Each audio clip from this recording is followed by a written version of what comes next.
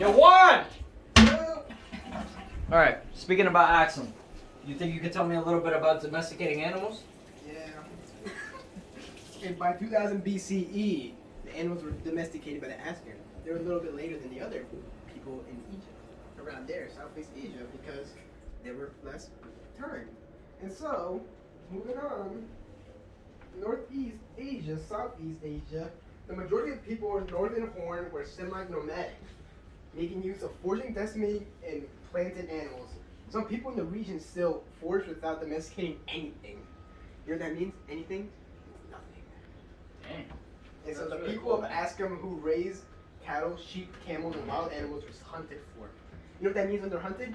It means they're dead. That means dead. Dead. And the people of Askham also wanted to get rhino horns. You know why? Ivory. Because of money. Yes, sir. You know Bill Gates? He was Bill never Gates. here all the time. Back then, it Oh, wasn't even bro. Bill Gates. For him to become a trillionaire, all he needs is ivory. Dude, he wasn't even there back then. He wasn't even back then. They were just rich. Exactly. Everyone was Bill Gates. The Axum, so what I'm getting from this one is that the Axum Empire was making some serious cash, and that was the root of their rise. Am I wrong or am I right? You're not wrong, but you're not right. You know why? What That was else? just part of the story. That was just part of the story. All right, so I'm still explaining to you the story. So continue. Copper and bronze were rare in the region. You know why? Because it was rare.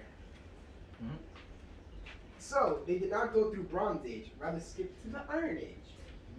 So they were advanced, but in their own way. Does that make them advanced though? No, because they were in their own way. Because how would they know? They haven't got iron yet. They jumped to the iron. Yeah, but they haven't got bronze. You know what I mean? So I guess. So I guess knowledge- that they did jump a time period.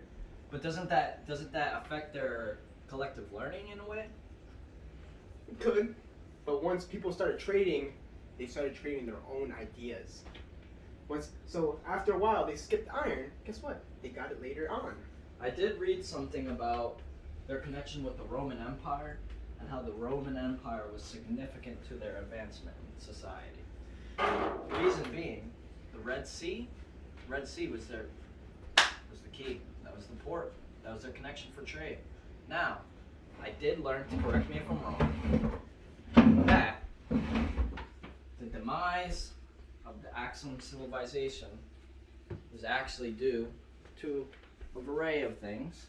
First of all, again, I'll repeat, the fall of the Roman Empire and their dependency on the Roman Empire. Second of all, the Black Plague.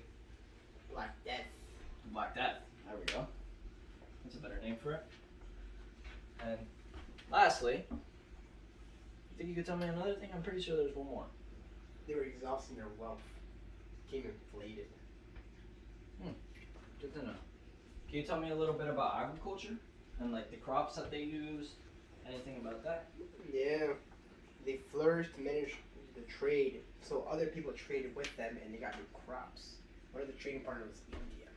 India. Yeah. When has India not been in power, eh? You know, they still got a lot of people back then either. They also got some structure, man. Structure in their lives. Elaborate.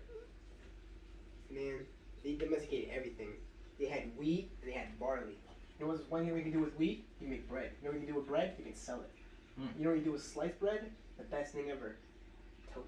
You know what? That makes me want to have some bread right now. Right there behind you, man. I just Right made now? you some. Oh man, that's awesome. Look. Gotta get them carbs in, you know what I'm saying? Oscar, you're holding knowledge over 1,000 years because of one guy found a wheat grain. That's actually really cool to think about, man. I'm gonna appreciate this bread a little bit more. Steve.